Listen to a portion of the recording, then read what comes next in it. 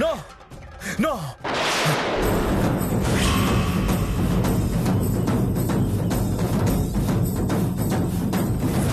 నాన్న అఖిల్ అఖిల్ అఖిల్ నాన్న అఖిల్ ఏమైంది? ఏమైంది నాన్న? అఖిల్ ఏమైంది? ఏమైంది నాన్న నాన్న? అఖిల్ ఏమైంది అఖిల్ నాన్న? ఏంటి అలా అరిచావు? ఏమైంది ఏమైంది నాన్న? అఖిల్? శ్యామకి ఏమైంది? శ్యామకి యాక్సిడెంట్.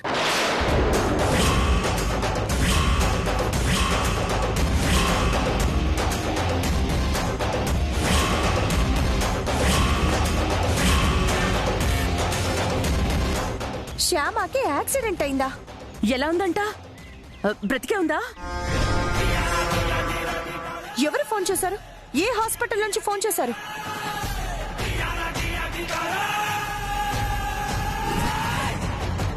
చేసిన తప్పుకి దేవుడిలా శిక్షించాడా? ఏంటి కర్మ? ఆపుతారా మీరు? ముందు వాడు చెప్పేది విందా. అనవసరమైన ఊహాగానాలొద్దు. ఏంటి నాన్న, ఏం జరిగింది? ఏం లేదు డాడీ, శ్యామ ఈ ఊరికి కొత్త కదా. తను ఎక్కడికి వెళ్ళిందో ఎందుకు వెళ్ళిందో తెలీదు. నేను ఫోన్ చేసినా కూడా తను లిఫ్ట్ చేయట్లేదు డాడీ. తను ఎక్కడుందో, తనకేమైందో అని తన గురించి ఆలోచిస్తుంటే తనకి యాక్సిడెంట్ అయిందేమో అన్న ఆలోచన వచ్చి కంగారు పడ్డాను, అంతే.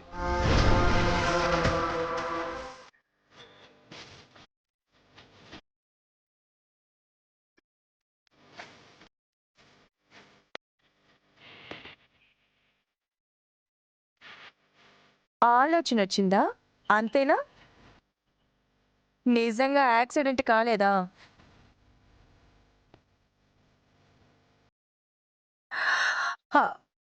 అమ్మా, థ్యాంక్ గాడ్. యాక్సిడెంట్ కాలేదు అంటే నిజంగా మనం అదృష్టవంతులం. అయినా నువ్వు ఫోన్ చేస్తే శ్యామ మాట్లాడకపోవడం ఏంటి? పొగరు కాకపోతే? అది పొగరు కాదు, బాధ అయి ఉంటుంది.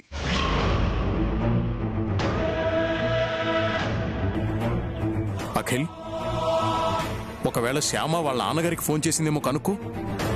అలాగే డాడీ. గురువమ్మ, వాళ్ళ ఇంట్లో వాళ్ళ నెంబర్ తెలుసు కదా, ఒకసారి నెంబర్ చెప్పండి. ఏంటి అలా చూస్తున్నారు? వాళ్ళ నెంబర్ తెలుసు కదా, చెప్పండి. తెలుసు తెలుసు అఖిల్. 92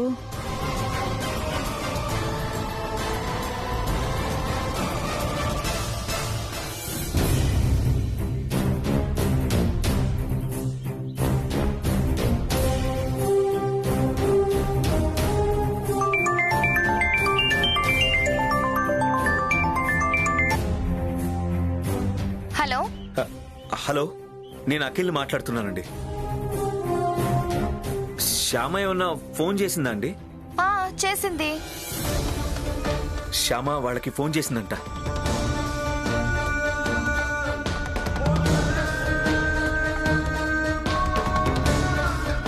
ఏం చెప్పింది? తనేదో సమస్యల్లో ఉన్నానని వాళ్ళ నాన్నని వెంటనే బయలుదేరమ్మని చెప్పింది.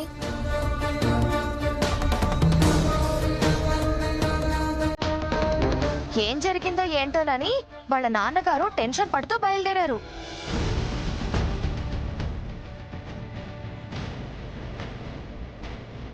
ఇంతకీ ఏం జరిగింది అక్కడ? చెప్తానండి, తర్వాత అంతా వివరంగా చెప్తాను.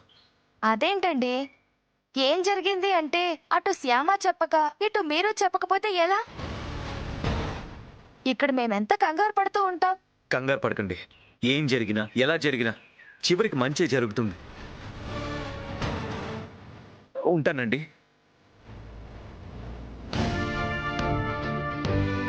ఏంటో ఈ మనుషులు ఎప్పుడూ శ్యామకి ఏదో ఒక సమస్య తెచ్చి పెడుతూనే ఉంటారు.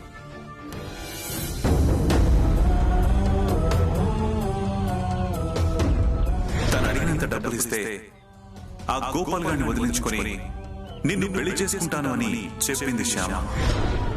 ఆ గోపాల్ని కలిసి నేను అతన్ని మోసం చేయలేదని, అతను మల్లికార్జున్ కలిసి నన్ను మోసం చేశారని అతని నోటి ద్వారానే చెప్పించాలి. ఊరు నుంచి నాన్న రావడానికి ఇంకా టైం ఉంది కాబట్టి ఈలోగా గోపాల్ని కలవాలి. ఆ గోపాల్ ఫోన్ నంబర్ వదిన దగ్గర ఉంది కదా, అడుగుతాను.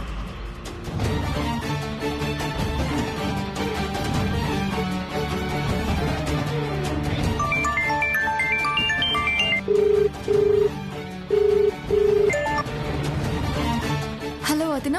హలో శ్యామ, ఎలా ఉన్నావు? నేను బాగానే ఉన్నాను వదిన. మనల్ని మోసం చేసిన ఆ పెళ్లి కొడుకు గోపాల్ నంబర్ నీ దగ్గర ఉంది కదా? అవును, ఉంది. కానీ ఆ నెంబర్కి మనం అప్పుడు కాల్ చేస్తే ఆ ఫోన్ పనిచేయట్లేదని వచ్చింది కదా. పర్లేదు వదిన, ఆ నంబర్ నాకు ఒకసారి పంపించు. ఇప్పుడు పనిచేస్తుందేమో చూస్తాను.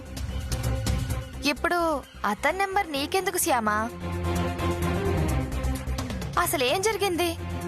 అదంతా తర్వాత చెప్తాను వదిన. ఏంటి తర్వాత చెప్పేది? ఇందాక మీ ఆయన కూడా ఫోన్ చేశారు.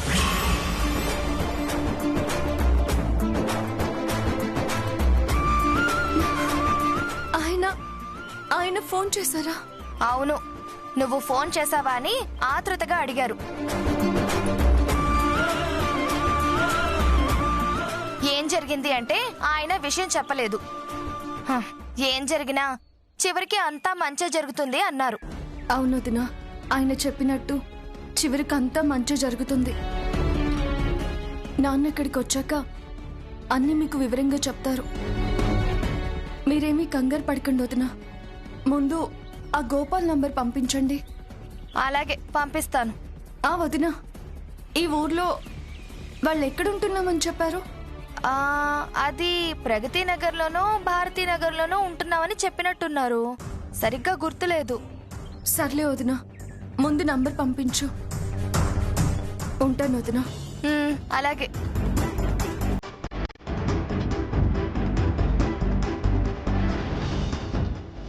అఖిల్ బాబు, మీరు ఫోన్ చేసినప్పుడు నేను మాట్లాడలేదని నా గురించి తెలుసుకోవడానికి మా వదినకి ఫోన్ చేశారు. అంటే నా మీద మీకు కోపం తగ్గింది కదా, అందుకే మా వదినకు ఫోన్ చేశారు కదా. దయచేసి కొంచెం ఓపిక పట్టండి. నేను నిర్దోషిని అని నిరూపించుకోవడానికి కావలసిన సాక్ష్యాలన్నీ తీసుకుని మీ ముందుకొస్తాను.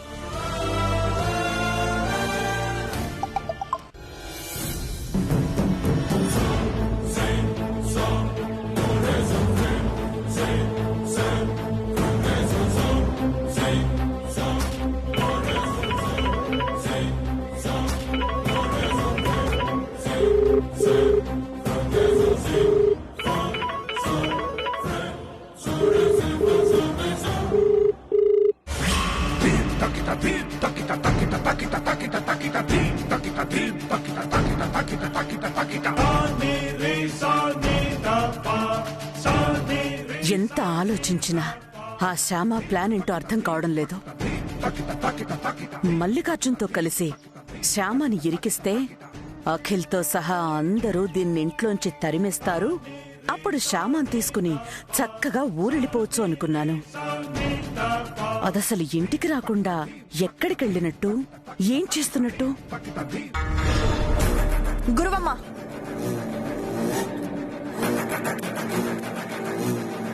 గురువమ్మ, ఏంటిది? ఆ శ్యామ ఏంటిలా చేసింది? తను ఎందుకు ఇంటికి రాలేదో, ఏం నెట్వర్క్ చేస్తుందో అస్సలు అర్థం కావడం లేదు. నేను తన గురించే ఆలోచిస్తున్నాను. పైగా వాళ్ళ నాన్నకి ఫోన్ చేసి ఏదో సమస్య ఉంది రమ్మని చెప్పిందంట.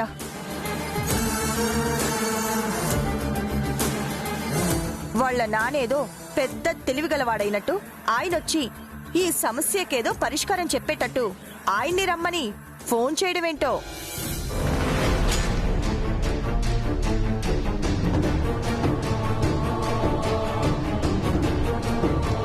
ఆయనకి కాకపోతే ఇంకెవరికి ఫోన్ చేస్తుంది ఐశ్వర్య?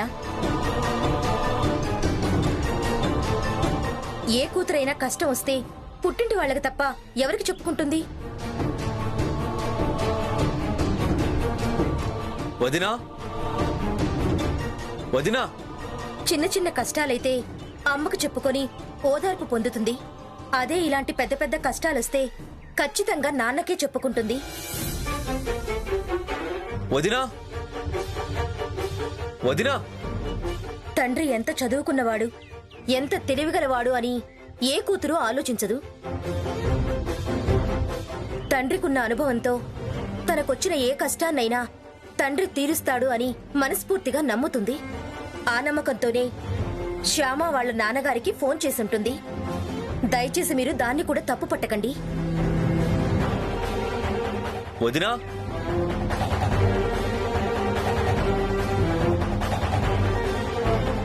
వదినా ఇక్కడున్నావా? ఏంటకిల్, శ్యామ ఆచూకీ ఏమైనా తెలిసిందా? లేదు వదినా, తెలుస్తుంది, ఖచ్చితంగా తెలుస్తుంది. తెలుస్తుందా? ఎలా తెలుస్తుంది అఖిల్? శ్యామ వాళ్ళ నాన్నగారిని రమ్మని ఫోన్ చేసింది కదా. అవును.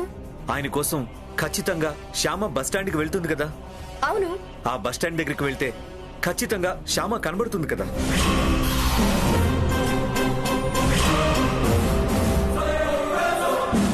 అవును, కనబడుతుంది. అందుకని అఖిల్ని ఆ బస్ స్టాండ్కి వెళ్ళమంటావా అక్క? వదిన వెళ్ళమండం కాదు, నేనే వెళ్దాం అనుకుంటున్నాను. బస్టాండ్కి వెళ్ళి శ్యామాని ఇంటికి తీసుకొస్తాను. అఖిల్,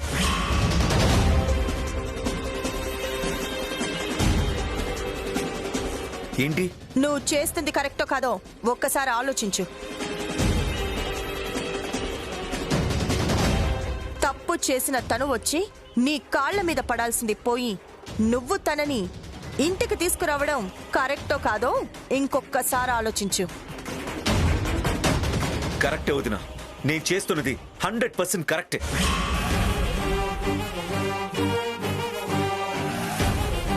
శ్యామ తప్పు చేసి ఉండొచ్చు, చేసి ఉండకపోవచ్చు. చేసిన తప్పుకి శ్యామ క్షమాపణ చెప్పు ఉండొచ్చు, చెప్పి ఉండకపోవచ్చు. జరిగిన దానికి నాకు శ్యామ మీద కోపం ఉండొచ్చు, ఉండకపోవచ్చు. కానీ శ్యామ విషయంలో నా బాధ్యత ఉండొచ్చు, ఉండకపోవచ్చు అని నేనెప్పుడూ అనుకోలేదు. బాధ్యత ఉంటుందనే అనుకున్నాను.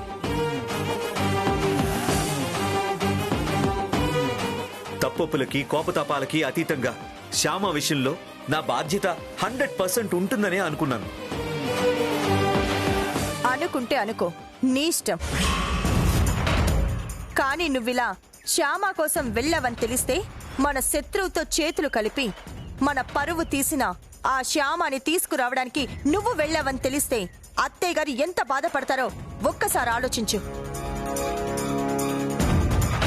అత్తయ్య గారిని బాధ పెట్టకుండా ఉండటం నీ బాధ్యత కాదా? పెళ్ళాం విషయంలో మాత్రమే బాధ్యత ఉంటుందా? తల్లి విషయంలో ఉండదా? పెళ్ళాం విషయంలో, తల్లి విషయంలో మాత్రమే కాదు, వదినల విషయంలో కూడా బాధ్యత ఉంటుంది.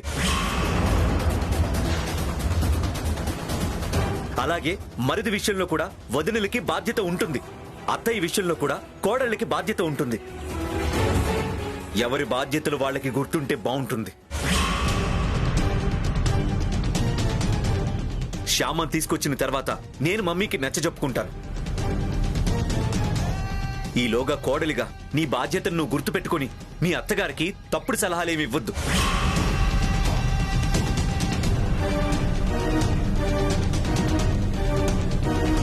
వదినా, శ్యామని తీసుకుని వస్తాను.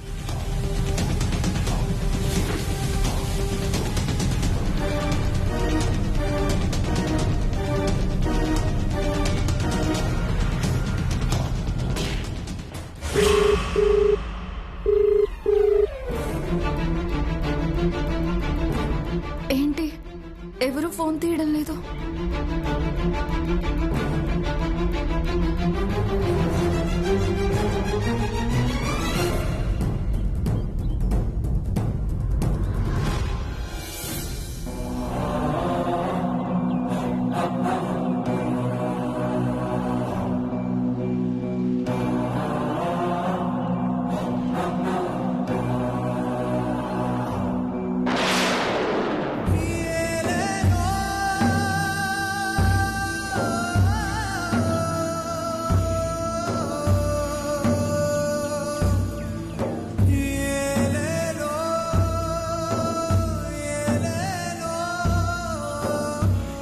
ఏవండి, నీళ్లు తాగొచ్చా? తాగమ్మా.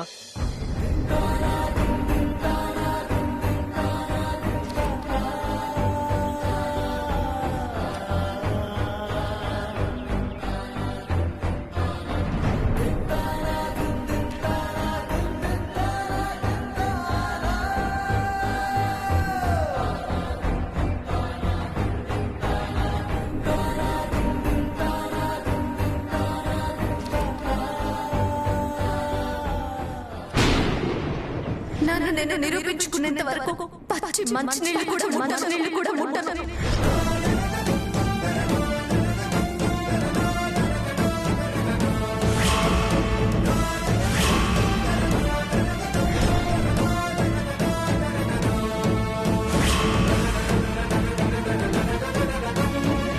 వద్దు, తాగకూడదు.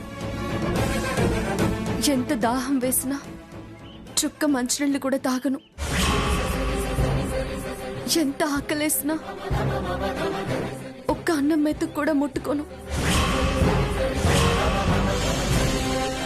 నేను అనుకున్నట్టుగా నేను నిర్దోషినని నిరూపించుకునేంత వరకు నేను నిరాహారంగానే ఉండాలి. పచ్చి మంచినీళ్ళు కూడా ముట్టుకోకూడదు.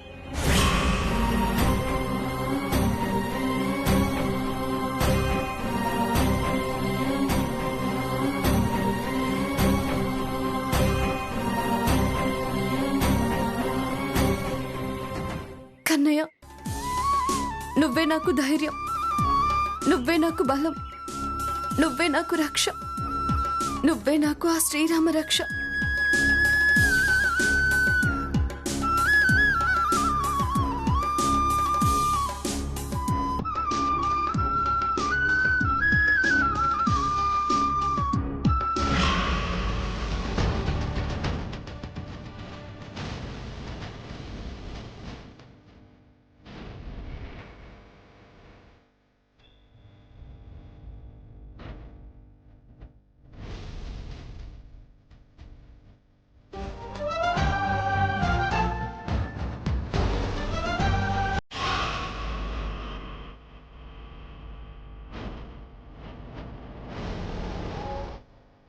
శ్యామా, నువ్వు క్షేమంగా నా కళ్ళకు కనబడే వరకు నా మనసు నిలకడగా ఉండదు.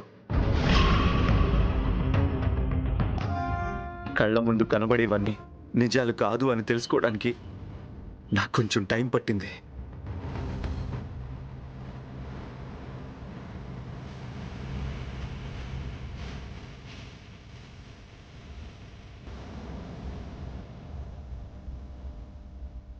ఆ మల్లికార్జున్ నీకు తెలియకుండా నిన్ను ఈ నాటకంలో ఇరికించుంటాడు అన్న ఆలోచన నాకు రావడానికి కొంచెం టైం పట్టింది.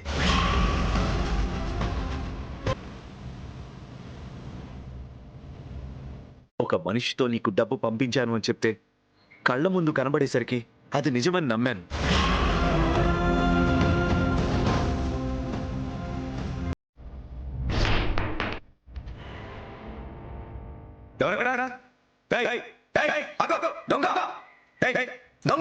నిజంగా ఆ వ్యక్తి నీకు డబ్బులు ఇవ్వడానికి వచ్చుంటే దొంగలా ఎవరికంటా పడకుండా రావాలి గాని కిటికీలోంచి రాయి వేసి నేను నిద్రలేచేలా చేయకూడదు కదా అనే ఆలోచన రావడానికి నాకు కొంచెం టైం పట్టింది. ఏదేమైనా నేనులా కాకుండా అందరి భర్తల్లాగే ఆలోచించాను. అలా ఆలోచించి నిన్ను బాధ పెట్టాను శ్యామ.